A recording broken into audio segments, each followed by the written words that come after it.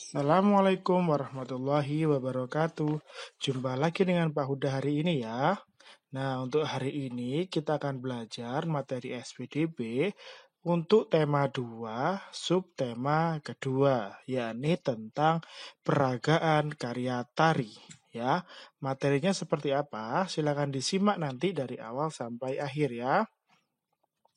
Nah, sebagai seorang penari, sebelum melaksanakan peragaan karya tari, ada beberapa hal yang harus kita persiapkan. Tujuan persiapan yaitu agar peragaan karya tari berhasil dengan baik dan pantas untuk ditampilkan di depan orang lain.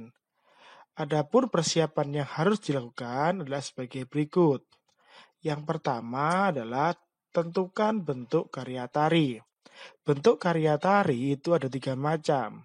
Ada bentuk tari tunggal, ada bentuk tari berpasangan, dan bentuk tari berkelompok. Jadi silahkan ditentukan kalau mau menari, mau tari yang tunggal, atau mau menari yang berpasangan, atau tari yang berbentuk kelompok ya.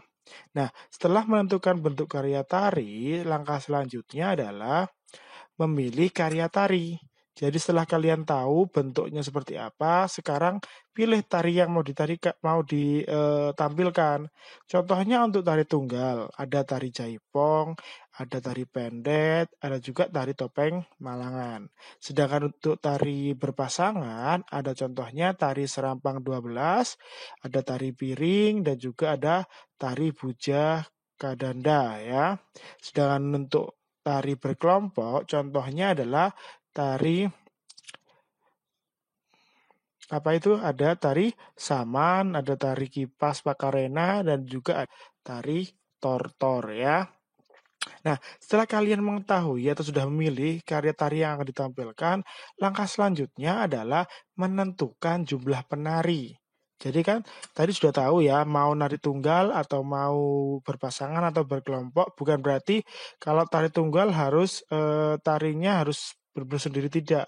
Ada juga tari tunggal yang dinyanyikan secara massal misalnya. Ada juga untuk tari berpasangan tidak harus 2, bisa kelipatan 2, misalnya 4 orang, 6 orang, 8 orang, dan seterusnya. Yang jelas ada pasangannya ya, jadi jumlahnya genap. Sedangkan untuk tari kelompok, maka kalian bebas menentukan jumlahnya, minimal adalah 3 penari, boleh ganjil, boleh genap ya. Nah, setelah menentukan jumlah penari, langkah selanjutnya adalah memilih properti tari. Nah, properti ini tentunya harus disesuaikan dengan tarian yang akan ditampilkan. Contohnya tari topeng, maka properti salah satunya adalah topeng kan. Nah, untuk tari serimpi misalnya salah satu propertinya adalah kain sampur ya atau semacam selendang. Ada juga tari gong yang menggunakan properti hiasan tangan dan hiasan kepala yang berasal dari bulu burung ya.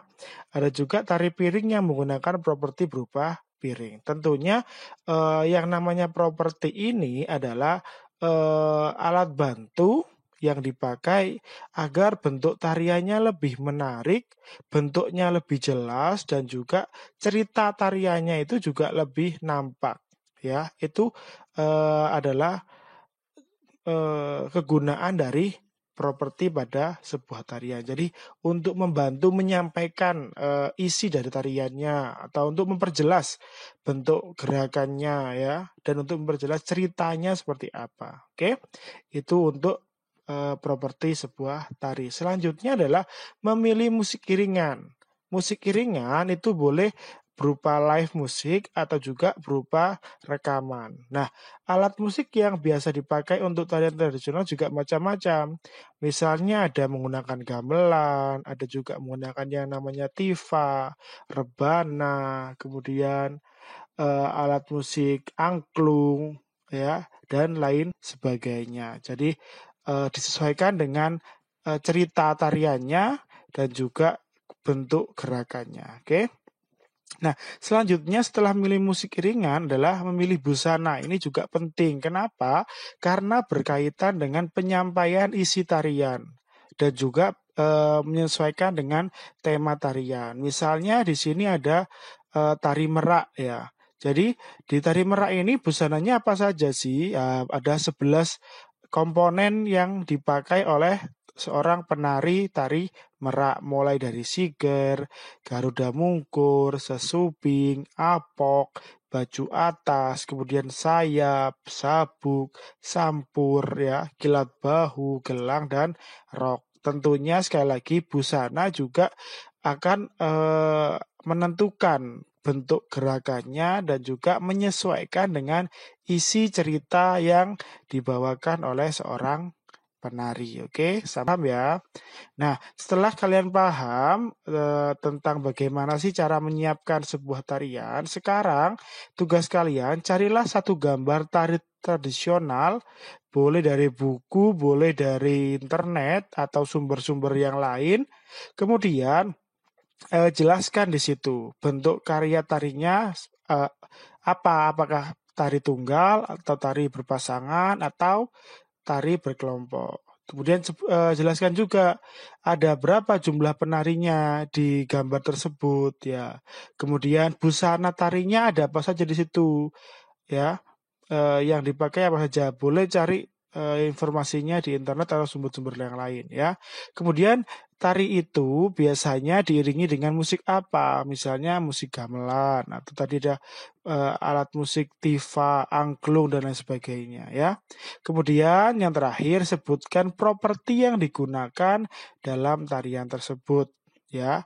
Ingat bedanya properti sama busana apa sih Pak? Kalau busana itu lebih pada pakaiannya ya. Sedangkan properti itu alat bantu lain selain pada busana. Oke. Untuk hari ini cukup. Silahkan dikerjakan tugasnya. Kita kembali atau bertemu lagi di materi-materi selanjutnya. Terima kasih. Wassalamualaikum warahmatullahi wabarakatuh.